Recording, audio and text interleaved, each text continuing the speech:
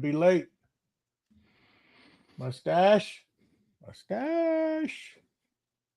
It's showtime. We're live. We're going live. Are we live? I With or haven't without seen it. him, we're live. I don't know why he always doing this kind of Oh, stuff. yep. There we are. We are live on the YouTube. How we Yeah. doing? Good. How you? I'm pretty good. Can't complain. Happy it's a nice long weekend. Yes, exactly. That's great. Yep. Great. I'm over here in the different area. Everything sound okay? Yeah, yeah. Good. Yeah. Looks good. I got a. Did I tell you last night or not? Did I reshot the whole video again for IVAC? You did, yes. Oh, okay. You started to. You Old didn't tell age. me. You didn't go into real depth, but you just said Yeah. you got frustrated with trying to get everything going with the edit and then I missed some spots. I missed some key features in it. But this time, Steve, I will tell you this, and you're gonna be like, "I told you so. I told you so." I actually sat there as I was thinking of how I was gonna record some TikTok content. It's my mind works. It's like all over the place. yeah. So I pulled the notepad out and I wrote a script. Or a script. Nice. Script. Yeah, however you want Script. to say. Yep. And kind of outlined, because I knew once I get going, I start rushing, and it's just natural for me. And one thing that what always gets me is I'm staring at the cameras, making sure I'm not running out of freaking card space, since it already happened once. And that tends to rush You me. had to learn the hard way. Yeah. But they were fresh new cards, so anyhow, I kind of did an outline, and it seems to be, I haven't looked at the footage. I have it here. I got to download it after we get done here and look at it and see. Hopefully it's a lot better and a lot cleaner. Do you ever do a dry run, like run through what you're gonna do? I Kinda need like to a because test? I think that kind of helped going through the first one. If you kind of think of it as that way, and Yeah. then Yep. you regroup and you sit back down and you think like, I should have done it this way, or you think of a better way to do an intro coming into the video, which I think what I did yesterday is a hell of a lot better than what I did the day before. The day before felt like it was being rushed, but also like forced. It wasn't just coming off the tongue. Right. And so I don't know. I think it's better. We'll find out once y'all watch it. Well, I'm sure it's better. I mean, anytime you do something more than once, you're bound to get better at it, right? I mean, it's like rehearsing a speech, right? You're basically doing the same thing. You're gathering all your thoughts and trying to figure it out how you want to piece it all together, even though, you have a mental picture of it. Once you actually start, hit record on the camera and you start talking, usually everything goes out the window, much like most of our shows. As soon as we hit the button, everything goes south and off the rails, right? And it goes south off the rails on this kind of stuff too with me. Yeah. So I do the same thing, man. As soon as I hit record, I'm like, I got it all planned out in my head. And as soon as I hit record, and I'm like, but that's all, folks. Yeah. Yeah. It's short form is super easy. I think I can do it sometimes I hit them just on the first take. I'll have mess ups, but I just, in the same video I'm shooting, I go in and just, redo it. And then I can go in there and cut and edit and then cut everything out that doesn't need to be in there. But the long form, to me, is a little different. Articulating your words right, trying not to say those God forbidden words like or this thing, instead of naming it out, like pronouncing what this thing is, like, you know what I mean? Trying to get away from that. And I think I caught myself a lot of times, and I would stop and then I would say, the Pro Tool Plus, instead of saying this thing and pointing at it, I need to say the IVAC Pro Tool Plus or right. the IVAC Pro Switch, or, you know, because I catch myself a lot of times saying this thing, and people are going to be like, what thing? What the hell are you talking about? You know, instead of Right. pronouncing the name. Yep. So, well, that's good. Growing pains. Yeah, absolutely. And honestly, I think that's part of what has kept me out of the long form game so far is, you know, coming up with that game plan. In my brain, I know how to do it, and I've, you know, can script stuff out and you know, come up with a shot list and all that stuff. It's just when I get to that point, I'm like, it's just easy to do short form. And it is, but you know, when you watch videos of other content creators out there, yeah, some of them are well versed, right? And it's just coming off their tongue naturally. And then you'll get to some that are, it's like a robot. And then I can't watch that. And I try not to be that way, to where it's trying to just roll off my tongue naturally, like I'm just talking to you, instead of like I'm reading from a damn script. Yep. You know? Hey, And that's hard. Anything's better than using AI to narrate your video. I've watched a few YouTube long form videos, and like I just click off because it's just I don't know if they're scripting it or if they're using AI to narrate the entire video for them or what they're doing, but it's almost unwatchable for me. I think it depends on what you're using, right? I mean, I've dabbled a little bit into it, and I got to the point I was trying to learn some AI stuff, and I threw together a quick little like 5-10 minute podcast that recapped a hockey game, right? So kind of like I remember that. Yep. Yeah, kind of like if you think of like a news sports reporter, you know, two people going back and forth. And I was just trying to figure out how it all worked and test it out and get some, you know, credits used. And anyways, long story short, it's gotten a lot better over the last, you know, few months, and it's constantly being iterated, and the voices, depending on what your subscription level is, what you have access to, is very different, right? I was just using, I think, like a basic, like I think it was like a $5 a month. Just I wanted to test it. I threw $5 at it, and I did it, and I came up with some pretty decent voices.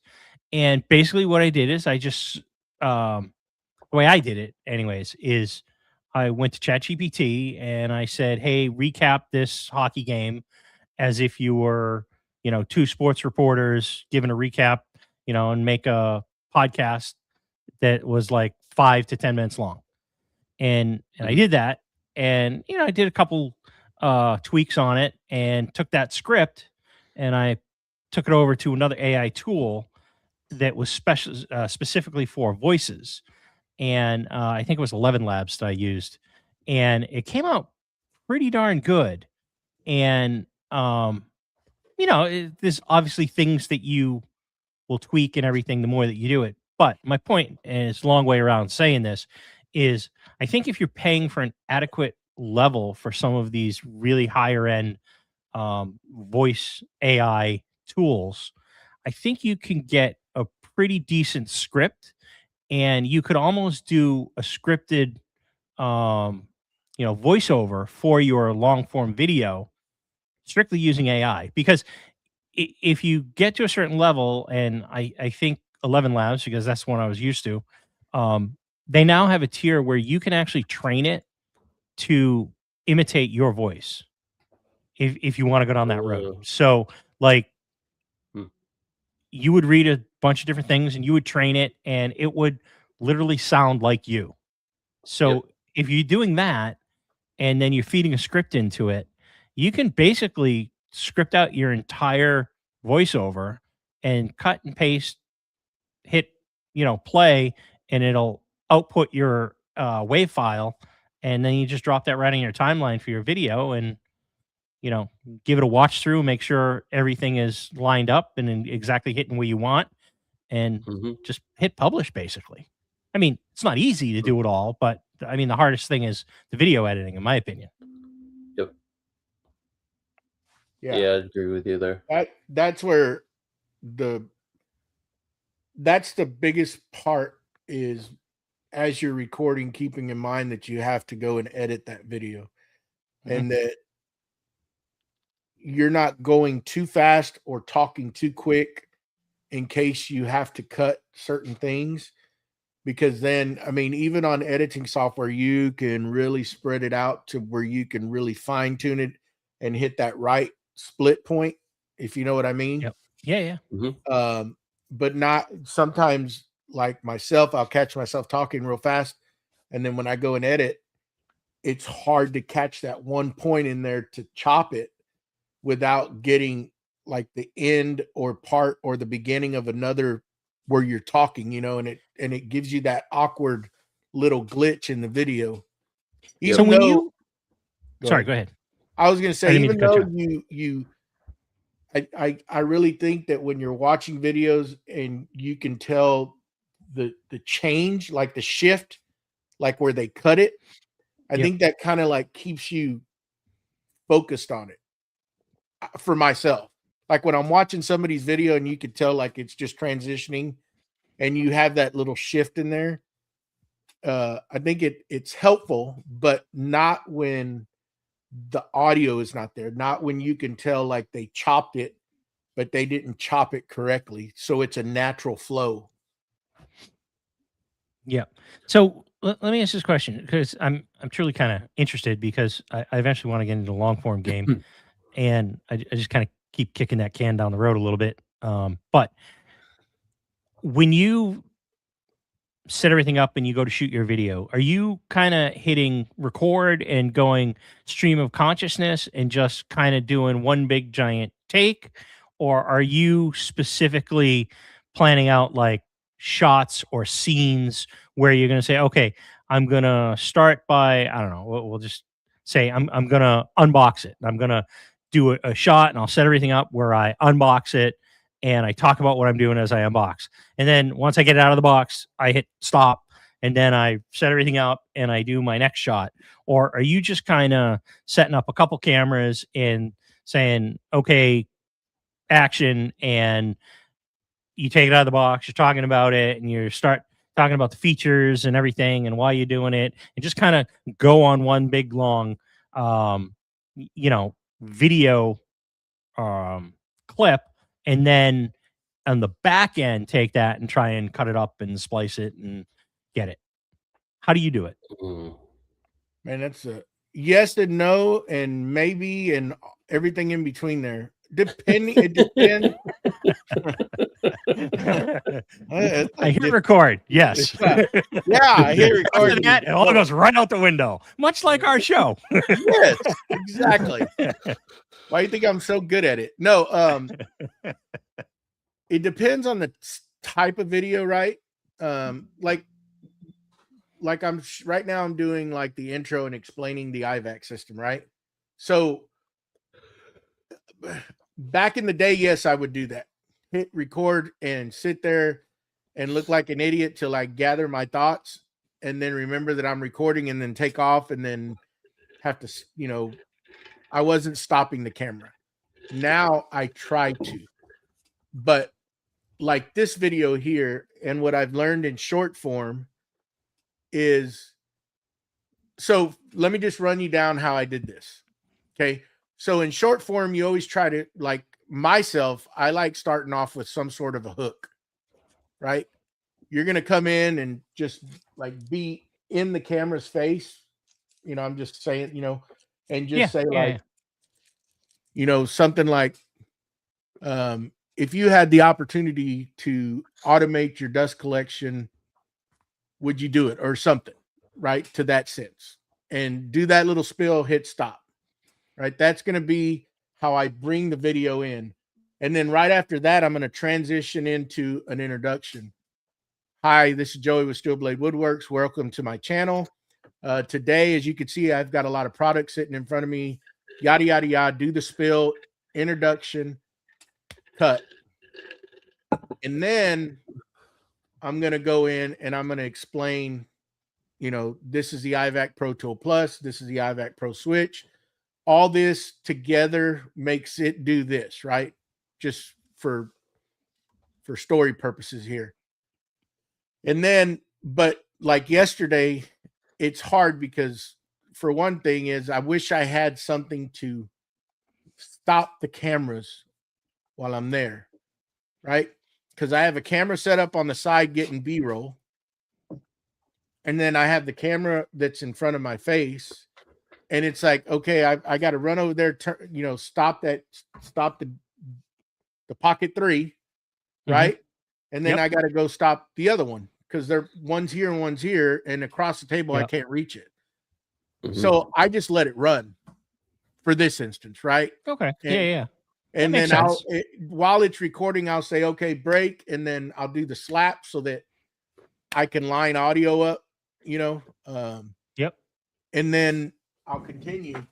Now, in a perfect world, we've talked, hence the reason if I'm going to continue doing this and want to do more long form,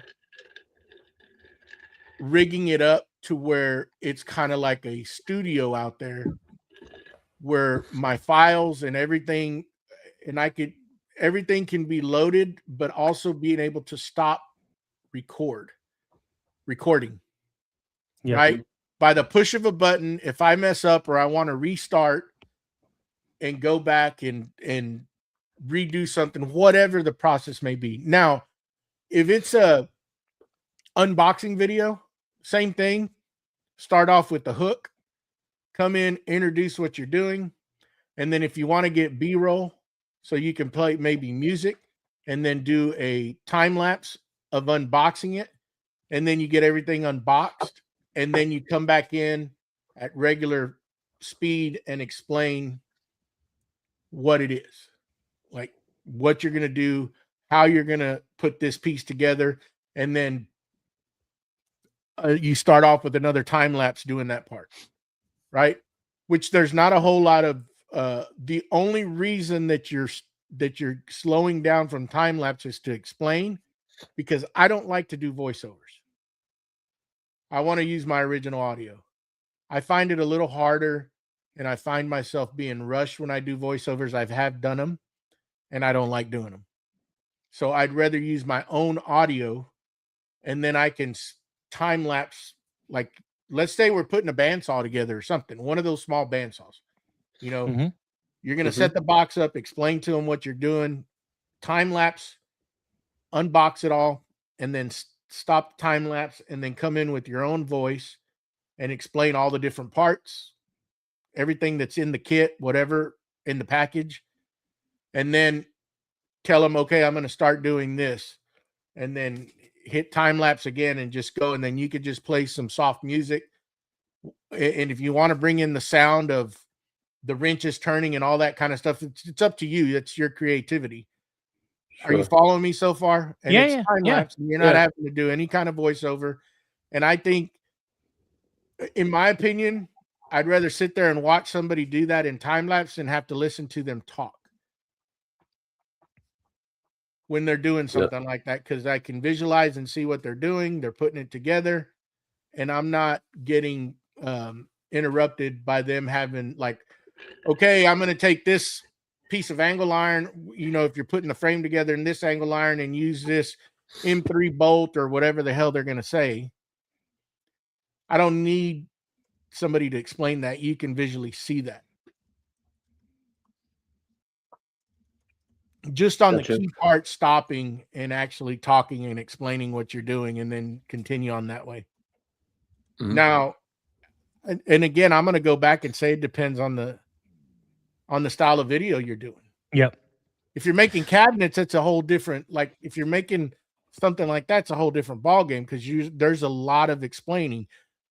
Then you may want to consider a voiceover where you just have a camera shooting, you're getting all the bits and pieces of the build, and then you come back and voiceover.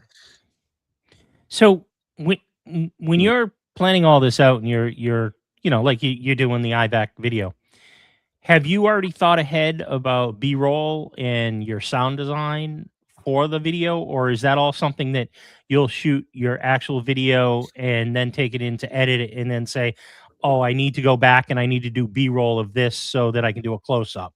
No. So you do it all Absolutely beforehand. not. I do it all beforehand. I do not like going back after the fact and doing it. So I'm catching everything. Hence why you see cameras. And a lot of people don't like that. They just want one camera and they're moving it. Some can do it. I just rather have the footage, even though I'm maybe recording unnecessary footage. But a lot of times I found that it's helpful because you can go back. You may have missed something with this camera, but this camera caught it. And you so do you normally shoot with 2 cameras, 3 cameras, 4, or what? How many do you normally depending on the use? video, I've shot up to 3 cameras, sometimes even 4, but that kind of gets ridiculous with 4. 3's already ridiculous. But you know, in a perfect world, you could have everything lined up with the stuff like you're talking about. Yeah. And have all that footage together at one time and just be, you know, it's there, right? And then you can go and cut what you want. You can do, you know, overlays, whatever, right? It may be. You may find that this footage is a better shot than this one to explain what you're doing, and you could just sit there and mix it up however you feel like doing it. Yeah, I could definitely see very easily for kind of doing the stuff that you do and a lot of the other YouTuber folks and the stuff that I would like to do. I could very easily see a standard being a 3 camera shoot, if not up to a 4 or a 5, you know, depending on, you know, you have your normal wide, your mid, and then your tight, and then maybe 1 or 2 different angles for a time lapse. Yeah. Or even possibly even 6 throwing in another tight shot from a different angle. Right. Yeah. Cause a lot of times do that. What happens is, you know, our good buddy and podcast friend, he likes doing forearm videos, right? Yeah. So, you know, a lot of times in one angle, you may cover up what you're doing, but this other camera will catch it. And if you don't have it set up, then you're going to be going back and having to reshoot. And that becomes a pain in the rear after you're done. Sometimes there's processes that you do that you cannot go back and do it. You know? Yeah, I mean, for my Acmer video setting up that P2, I had a camera overhead and then a camera in front, and I just hit record on both, and I just flip-flopped, you know, 10 seconds of the front view and then 10 seconds of the overhead view, and, you know, just bounce that back and forth and stuff. I mean, having one camera, whether it's a phone, a real camera, or whatever, that is painful if you're trying to do stuff, even if you plan everything. I mean, I'm sure people do it, but it's getting the right angles in the shots, and you don't want. And the worst thing to do is one that you've done a process that you can't reenact because it's already done. Right, you can only cut it once. Two, try to go back and just have to redo it, and you just can't, and that's just frustrating, right? It just makes you not want to do it. Like Steve, I just rather do short form. And in that short form, you're getting everything, you know, it's a quick process. You can go in, boom, edit, and shoot it out and done. Long form is a different animal. Now, I mean, I'll still do a 3 camera shoot with short form. Well, that's wild, but okay. I mean, I've done it. It's Well, I mean, and again, though, it's depending on what type of video are you doing, right? Are you just talking head something like me doing TikTok and trying to get you to go buy something, right? Showcasing a product. Link in the bio. Yep. Or you actually, you actually building something. You know, it never misses the opportunity, does it? Ever. But again, that's why I've been so interested. It's expensive, but that's why I've been so interested. Yeah, video production is very expensive because it would make it so much easier. That would be kind of like automating your dust collection system and not having to worry about it again. Because now you can just hit go and you're capturing everything. Your audio's there, you've got different angles set up, and you just got to go piece it together. Right? You got to go do the edit. But it's all there. You're not having to move cameras around. You're not having to wondering if you're running out of disk space. Nothing. You can just literally go in there, hit go, do your deal. I think and it helps with the project or with the video a lot more, because now you're not trying to think of 1,000 different things that are going on plus the one thing that you're doing. Constantly staring at cameras, making sure they're recording, making sure your audio is still working, because the worst thing to freaking do is audio, and it's not there, and you missed it. Now you're like, I can deal with crappy video, but crappy audio is just next. Just click or right off it that. just didn't come through and you don't have the audio track. Right. Or you fat finger something on one of these DJI or cameras, and I was recording it in time lapse. Right. Oh, nice. Or the phone dies. The phone dies. Yeah, or didn't realize. Or the phone says, you've exceeded your capacity of storage, and boom. Just like what happened to me when I was shooting the first part or the first video of the IVAC. I'm over there talking away, and the cameras ain't even freaking recording. And it was the best take too. It was good. I actually got my crap together and was actually able to talk right. And then when I looked back, I looked across at the camera, because I'm just kind of trying to stare in that direction. And then I seen that message, and I was like, you got to be kidding me. Of course, I didn't just say that, but there were some choice words in there. And sure enough, and even that and the DSLR, same thing. And what I messed up, because I'm so used to the DSLR, because these things are new, is that I have that monitor on the DSLR, and that DSLR was not my main camera. It was the Pocket 3. And I found myself staring at that DSLR monitor, or staring in that direction, because I have it set up right by the lens. So it's not like I'm looking off into space, because I would always catch myself at the beginning. I had that monitor right on top of the lens, and I was looking at it, and the lens is down here, and I'm not even looking at the lens. Right.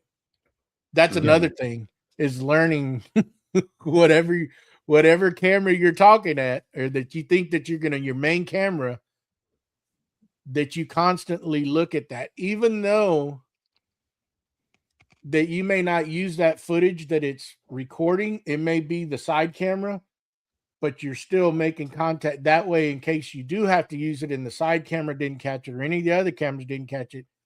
You can still kind of try to zoom in before the video gets pixelated, and it's like you're talking to the audience, right? Right. Because I've caught myself. You go back to some of my older videos where I'm off looking at another camera, but I had to use the footage off of the main camera, and I wasn't even paying attention. I was sitting there, just kind of like right now. The camera that I'm using is up high, but I'm staring at the freaking screen talking to you. Right. But I could be staring at the camera like this, talking to you. Right. Yeah, that's hard. I mean, like I've got a camera mounted on top of the monitor that's in front of me, and it's at least almost. I mean, you can probably see it a little bit, because the screen, I'm kind of looking down at your box, and mustache is kind of up there a little bit, but it probably looks like I'm looking down at the moment instead of directly up.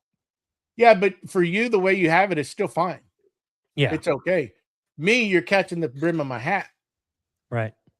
That camera should be like right here at the bottom of the screen, or just above it. Or perfect situation would be right in the middle. Yep. So that way, but that can't do that because it's going to be awkward. Y'all are going to be behind the camera. But the best thing is trying to get it as close to eye level. And those are a lot of things at the beginning I didn't think of. And then when you start doing it, you start seeing that stuff and you're like, how can I fix that? How can I make that better? Yep. What am I going to do? You know, and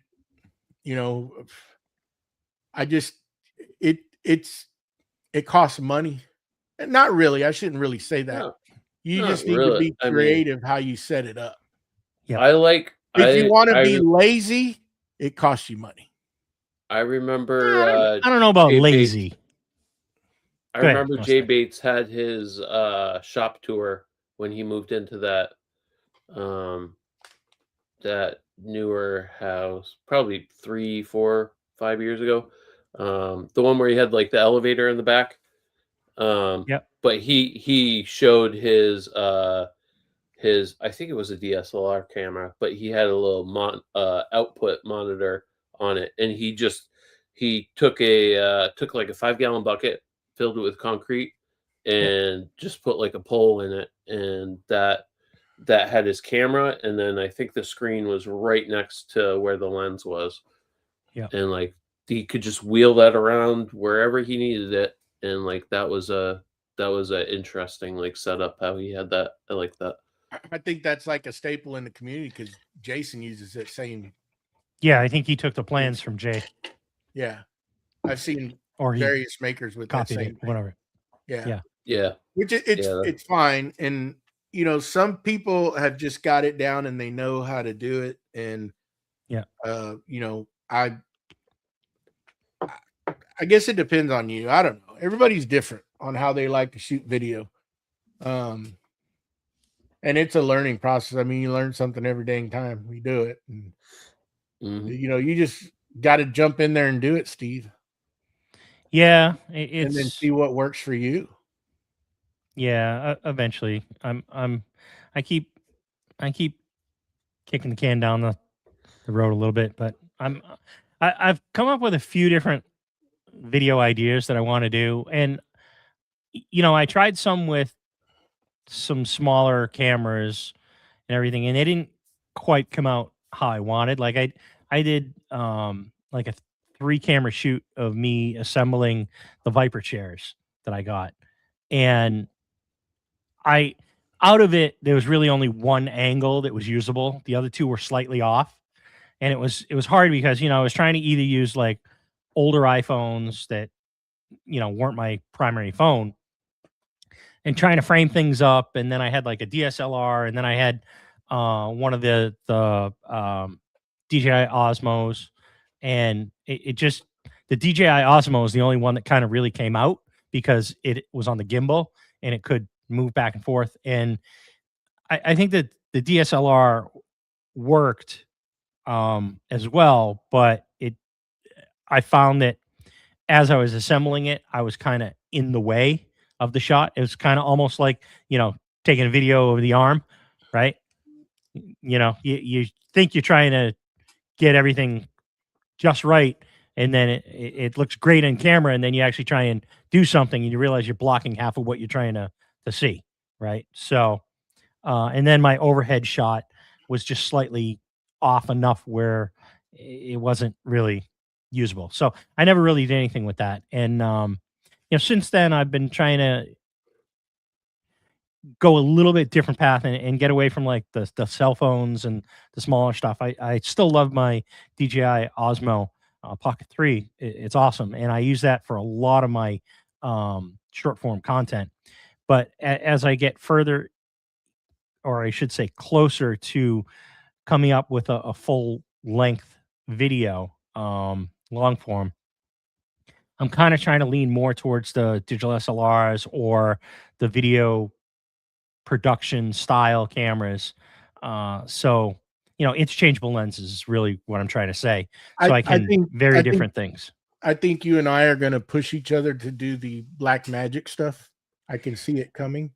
Yeah. Well, I've already got some money invested in some Black Magic stuff. Right. But let me explain why. Because when you can match all the cameras, when all the cameras are the same, yep, you get the same video quality, and there's not going to be no variance. The worst thing I hate is trying to be these shoot pretty good, right? They got a good image video quality, but then you bring a DSLR and intermix it, and you can tell the difference right away. Yep. And it doesn't look the same. And when you're trying to do B-roll or something, it just does not look the same, and I don't like it. And now you're trying to play with lighting and trying to get the image to match the main camera, and that just makes it so frustrating, right? As to where that's why I got 2 of these.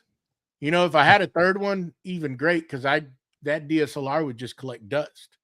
And it's almost to that point where, you know, do I invest more money in these, or do I start looking at going to that other stuff and now start setting up kind of a studio out there to where I have everything in sync and I'm getting everything with one brand of camera, and I know that everything is going to match no matter what angle I'm looking at from, you know? Yeah, it's a good question. I think it depends on the style that you're looking for, right? If you're, your shop is still in flux, right? You're still kind of setting it up, you're still getting it the way you want.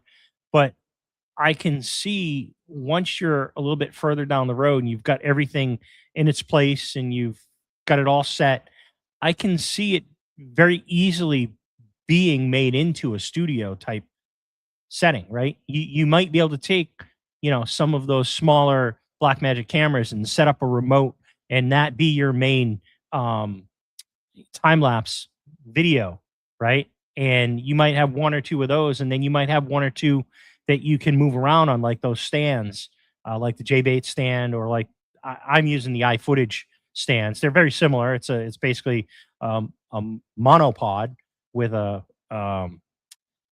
circular base, right? Yeah. So it's got some weight to it, but it's not on wheels like J-Bait's. J-Bait's, can wheel his around. But yeah, absolutely. I think I'm definitely leaning towards trying to see if I can get at least one more of the Blackmagic cameras. I don't know exactly which one, whether it's going to be the same small one that I have now, or whether I'm going to go up a little bit in have one that has a built-in monitor on the back. But there's, I don't know, it's a couple different things. That's a big thing, to have some sort of monitor off your main camera so that you make sure that you're in frame.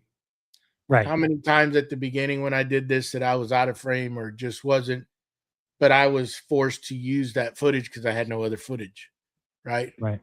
And the process that I did, I couldn't go back and remake it. So I was just kind of forced to just do it, even though I didn't want to. And that's crappy, because you're going through all this trouble. You want to make sure that you're doing the best possible video that you can, because you're doing it to try to get views, right? Not just to throw it out there and just say, look at me, I did a long form video. That's not what we're trying to do here. I mean, regardless of any monetization that you make on it, I think the best thing you can get out when you do a long form video is views, because that means you did something right. I find that more valuable than anything I can get out of it. I just getting the views and people are enjoying it, because now that made my hard work seem well worth what I did and went through. Because a lot of people don't realize how much time and effort there is in a long form video, no matter at what level you're at.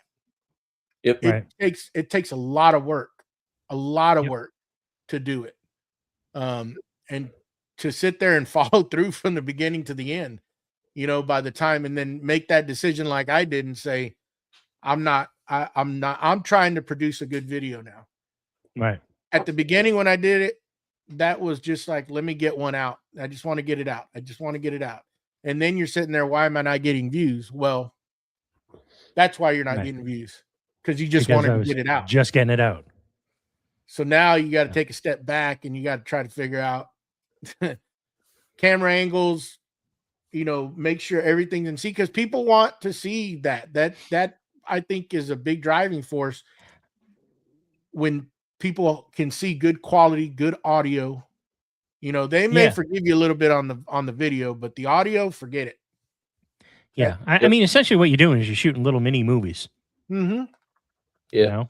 Yeah. And I think if you're going to do it and do it right, that's kind of the level you should really be striving for. You know, the Chris over at Four Eyes level, right? With the production and everything, you know? The storytelling, the storytelling Right. from him is just. I mean, it fills in. It fills in those good crisp angles. You know, you get that kind of lighted up where you're working, but then darkish in the background, like a you know, like a movie. You know, cinematic. Cinematic. There you go. You know, that kind of stuff, man. I sit there all day and watch it. You know, it's just Drew awesome Witt. Drew Witt's quality. another one who does some really good video work. Yep. Who's that? Drew Witt. His video work is really good too. Who was the guy that built the workbench that we've all looked at? God dang it. Which workbench? Mark Spagnolo? No. Wood Whisper? No, Andy? No. The Andy one Klein? that did the pop up. It was oh my goodness. I don't have that. it Wasn't up. Andy Klein? Oh, are you talking? Oh, you talking about from Australia? Yes. Yes. I know it. I used to be on his Patreon. I got nothing. I'm terrible with names. Anyways, I know who you're talking about. I'll think about it and blurt it out in 5 minutes. There you go. Now I'm gonna need to go find it because I'm looking through my YouTube subscription. Let's see. You want to guys want to pivot? What do you want to talk about? What's everybody Padula, Nick Padula. There you go. There you go. Yep. You beat me. Yeah. You beat me. That was an awesome freaking video. Yeah, Padula Studio. He does some amazing video work as well. Amazing. All cinematic. Yeah. I wish I could get to that level at some point. That is You will. Awesome. Just takes practice. Yeah. What do you want to talk about, Mustache? Let's discuss our week/weekends. What's everyone? Real quick though, because this is going to go out. Our second quarter giveaway. We haven't mentioned that. No, we have not. Right behind me. I think we mentioned it. I think we did, but we haven't really preached on it a lot. Right. But now that we have a clearly in Bamboo it. Labs 3D printer that we're going to give away. So all you audio listeners out there and whoever may watch the replay on this, that is going to be raffled off to our top tier Patreon members. So we'd appreciate the support for Creative Makers Podcast. And if you want to get involved in that, we're looking at on our quarterly giveaways something very, very nice for a lucky winner. You know, Steve convinced us last time to give away some Lee Nielsen hand planes, and we did that. And instead of giving one away, we gave two away. That's how good he is. We ended up giving two away, not just one. But anyhow, go ahead, Mustache. Sorry, I didn't want. Oh, you're good. You're good. No, we need to get that out there. Oh, also, this will drop Monday, right? I believe so. Yes. Cody has a Memorial Day sale. Yeah. Codio Freedom 15. If you need some Jenny bits, you can stock up. So you can head on over and grab yourself. You can't forget about our sponsor, Mr. Tyler over there. That banner right behind you, Mustache. Oh yeah, Forge 3D. Oh, yeah. That's right. Forge 3D. There's a lot of good sales. I'm starting to get the emails pop up. Just like which one are we going to bite off on? Which one? I'm definitely going to pull the trigger on some Cody's bits. Probably Oh, get. yeah. I think I might get a couple as well. Mm-hmm. Just get it all. Just get it all. In Steve's Yeah. words, it's just money. You'll go make more tomorrow. Don't worry Yeah, about it. purchase all you want. We'll make more. Yeah. Take one of those, 2 of those, 3 of those, box of that. Hell yeah. Put it in there. Remember, link in the bio. I have links in the bio too, people. Not just Steve. And so does Mustache. Yeah, I got a couple. I hear you, Don. Don in the chat complimenting me on the drill press cabinet. He's still interested in the plans. Yeah, I'm working on it. Hopefully soon. Don. Yeah, so am I. So am I, Don. Oh, I wanna. Joey? Did you get that? Did you get that Shop Fox drill press set up? Yeah, Or was it's that already Scott? put together, sitting right there, out of the box, ready to roll. It's How- never been plugged in, but it's there. Who are you? You took it out of the box. At least he can get rained on. Hey, True. don't even. I'm not gonna say. Sorry, too soon. I'm not gonna Too say soon? nothing. I don't know why I give you ammunition. The hell with it. The what's it called? Hammer? The Harvey Joint Alpha. planer? The Harvey Alpha bandsaw is still in the box. It's still It's still wrapped in red cellophane with their decals all over it. And every time I walk by it in the morning, I give it a little fist bump. Boom. One of these days, it's going to come out. It's still sitting there on the pallet. You might want to do that now that the humidity is starting to get up. You don't want to trap humidity. Yeah. It's.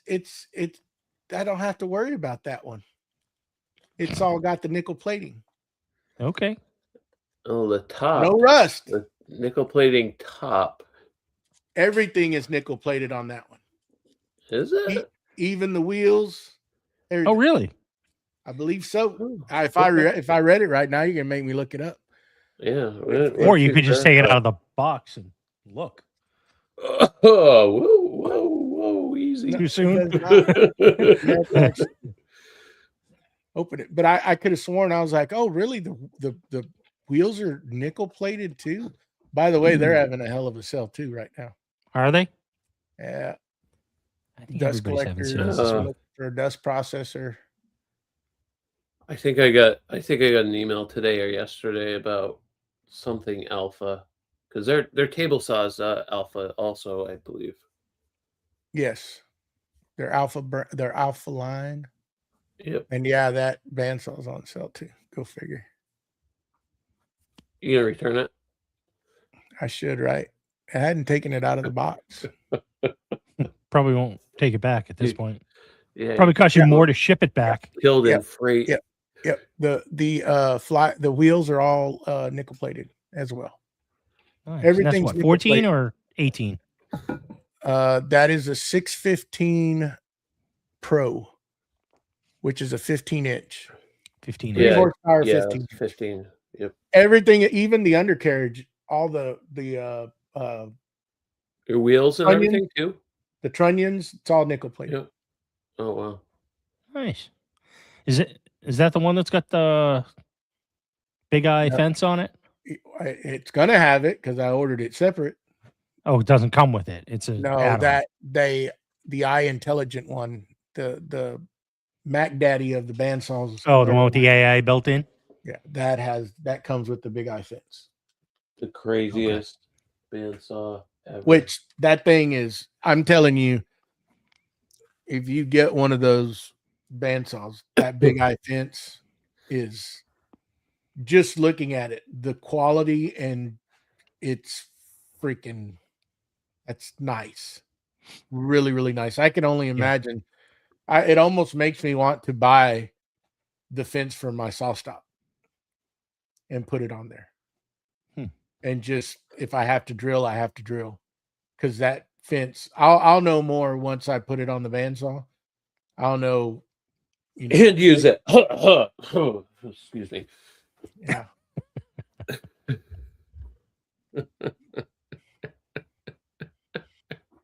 He's got some jokes today. All right, Mustache. So what'd you get done in the shop this week?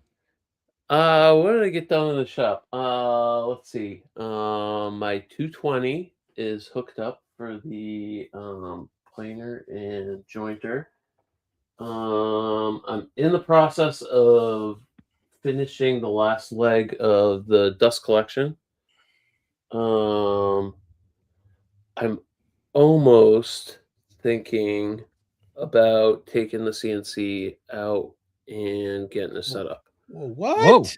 Whoa. What? Yeah. Yeah. Yeah. See, you I- know what it is? Cody's got that sale going. You're gonna get some bits. it's not even that. I want some order in here. It's I'll tell you, once you here's the thing, right? You just got done closing up the upstairs crawl space right there in the garage, right? Yep. So if you take the CNC out of the boxes, you're gonna be able to throw the boxes up there in that area that you just closed off.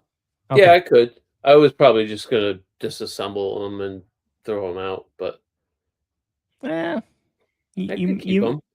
I mean, you could. I mean, it depends how long you plan on having this before you upgrade to a different CNC.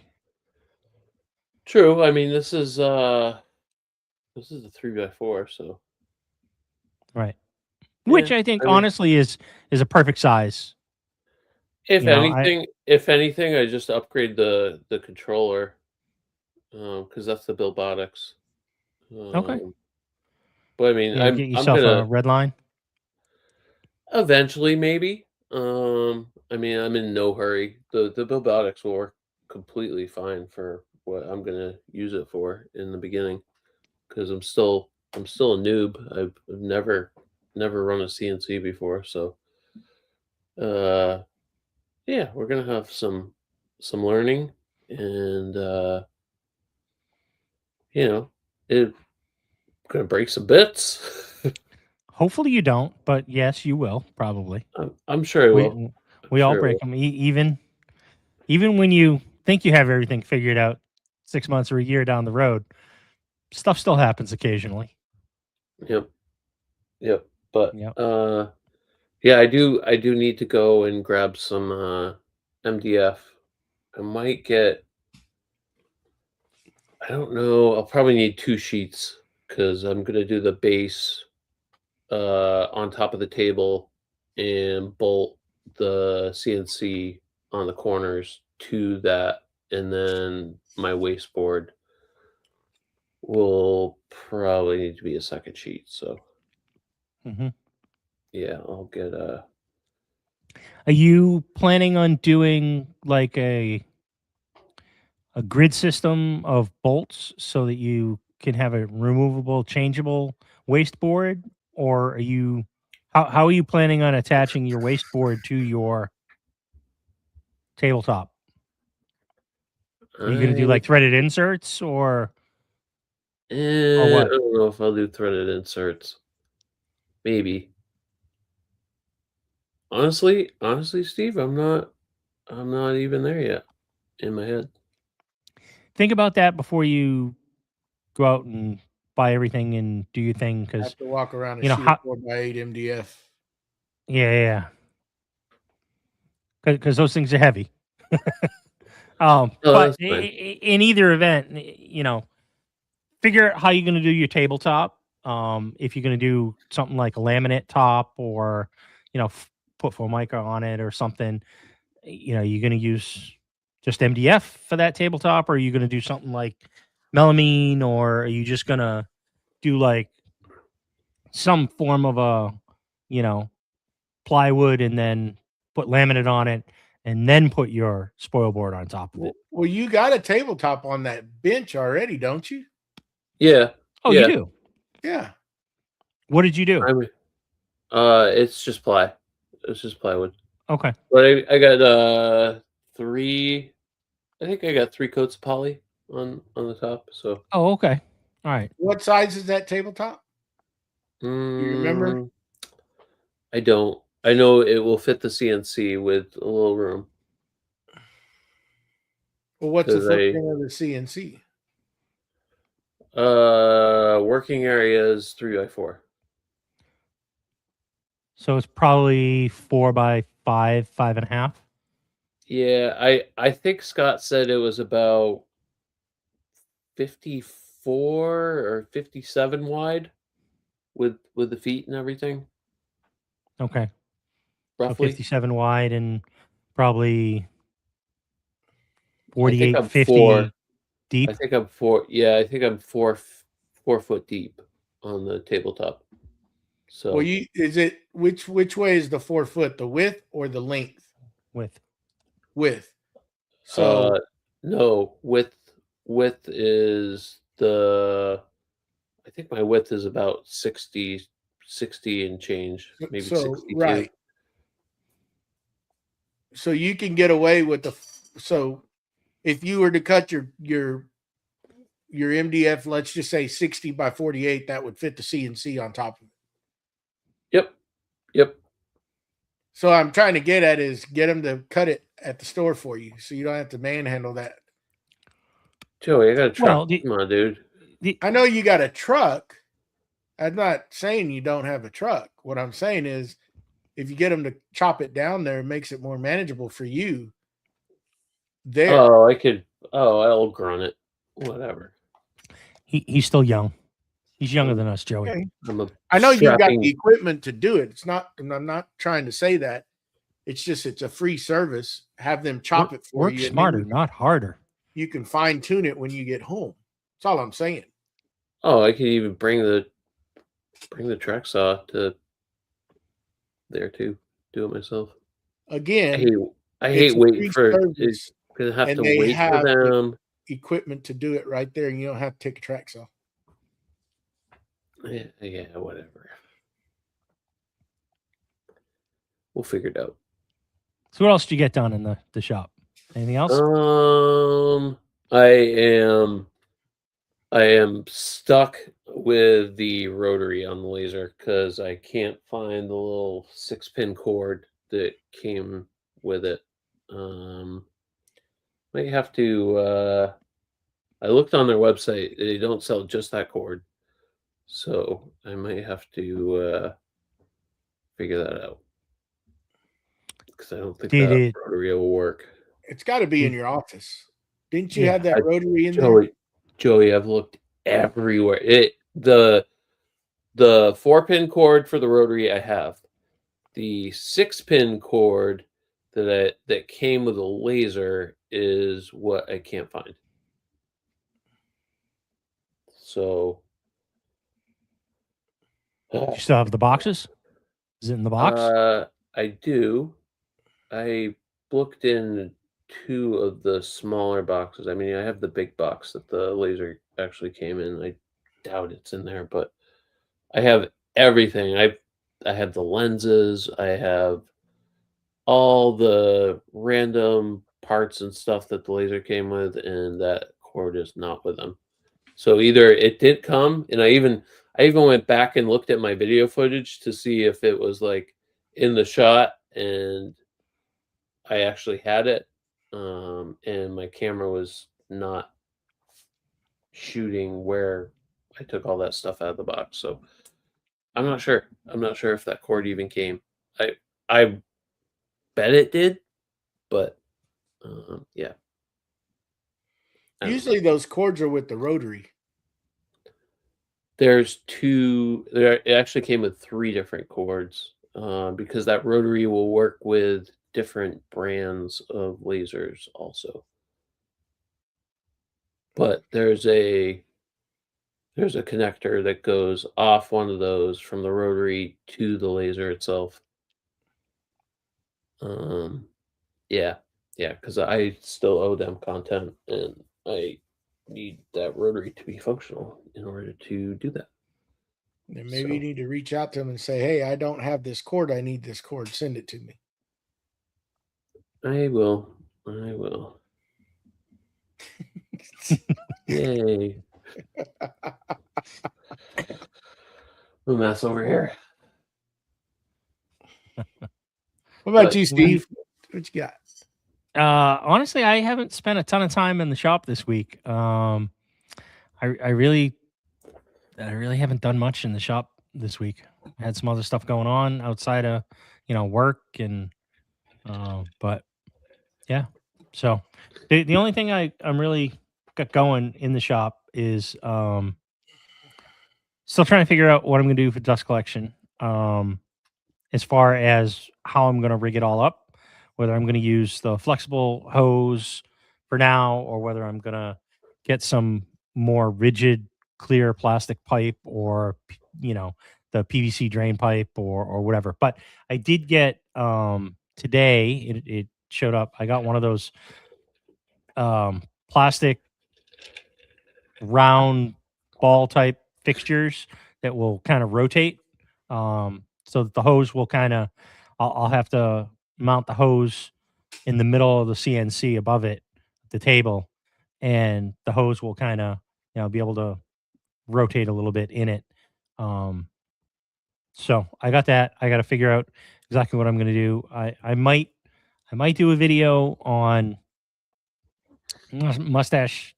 Came up with an idea. I might do a video with some different piping to see CFM differences and whatnot. I don't know. We'll see. This goes back to my, I keep kicking the can down the road for the long form stuff. Just put the camera up, shoot the video, and then do your voiceover. Yeah. And explain it. Because the cheapest thing you can do, to be honest, is, well, it's not cheap anymore, but I think it's the cheapest, is the sewer drain, the SDR, sewer drain pipe. Yeah. Because if you're going to use 4-inch is still cheap. The fittings are still stupid cheap. It's not going to take a lot. Hell, you could probably get away with, and it's not that far of a run either. A couple of joints, maybe even one joint of it. They're 10 foot long. Well, at least down here, they're 10 foot long. And the fittings are simple. The only thing you're going to have to do is 3D print the fitting off the dust collector, because on the Rockler, it's an oddball size unless you get a Fernco, but Ferncos are quite pricey. But I 3D printed one. Wasn't a big deal. Yeah. So right now the dust collector's got a Y off of it. Mine won't, because I did 6-inch, but I do have the file size for that dust port in 3D. Okay. Yeah.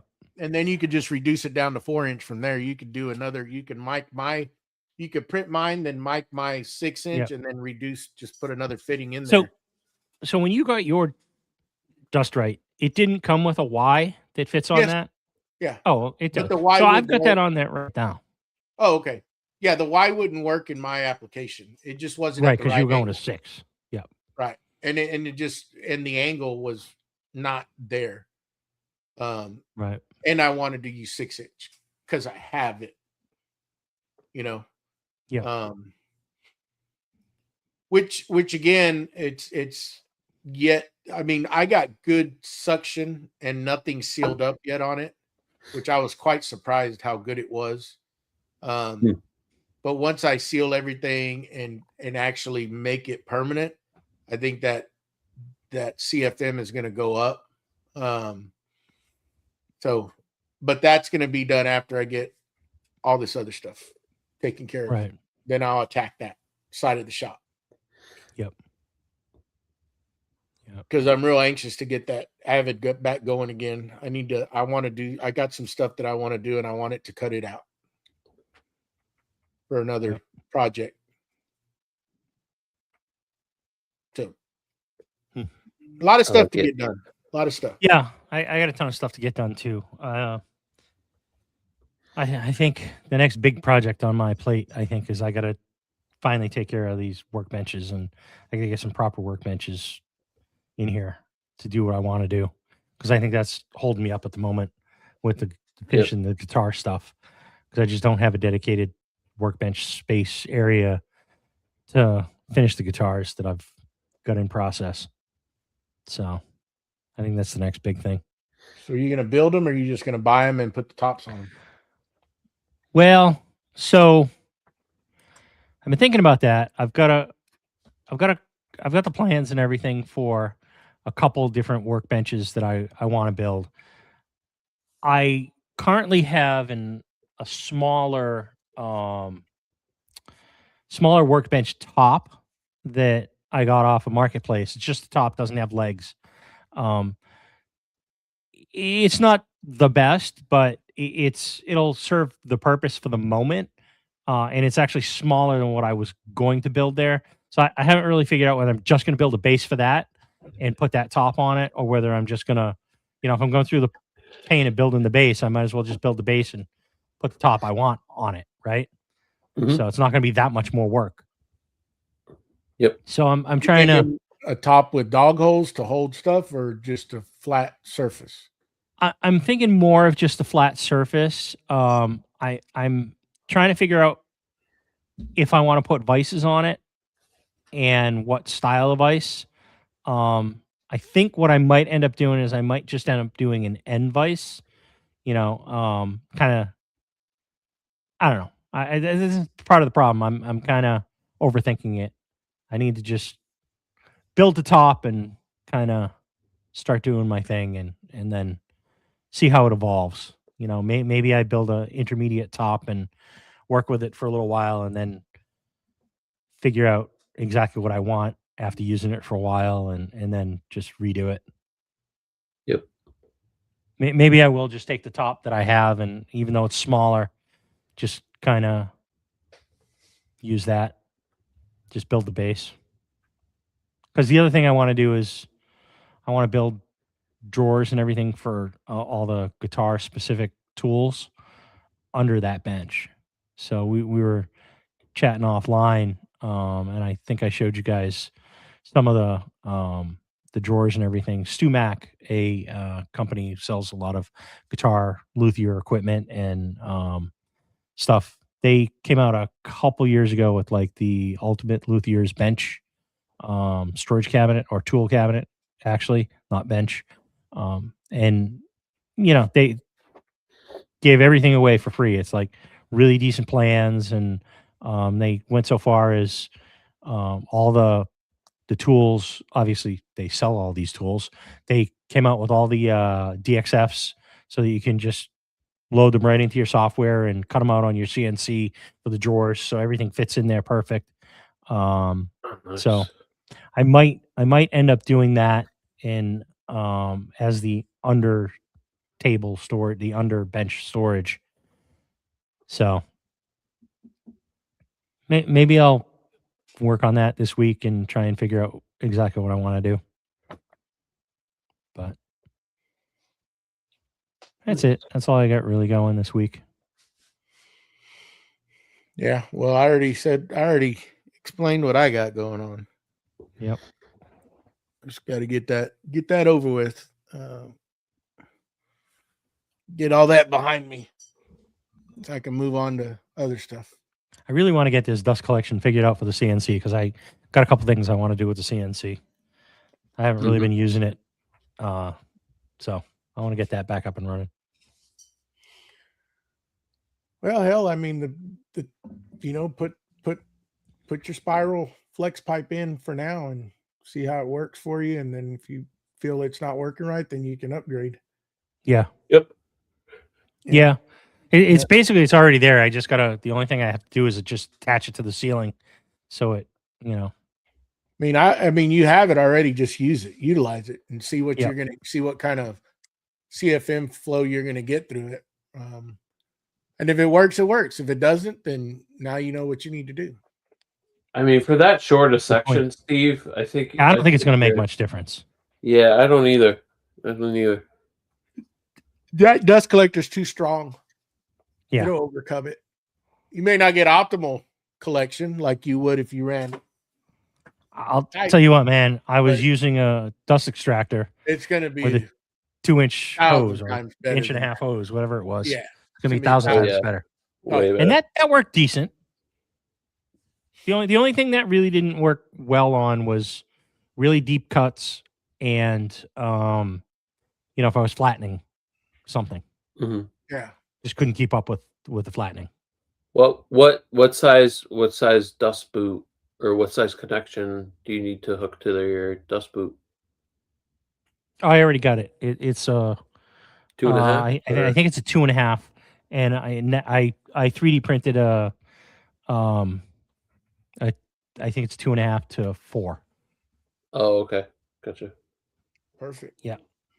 So I mean, I think I said it in I don't know, either on the podcast or maybe just one of our calls that we had. Is I had the dust boot on there with like the 3-inch long bristles, and I flipped the dust Oh, and they collector on, sucked up. and it totally sucked them all right up into the opening. So I switched to the short one.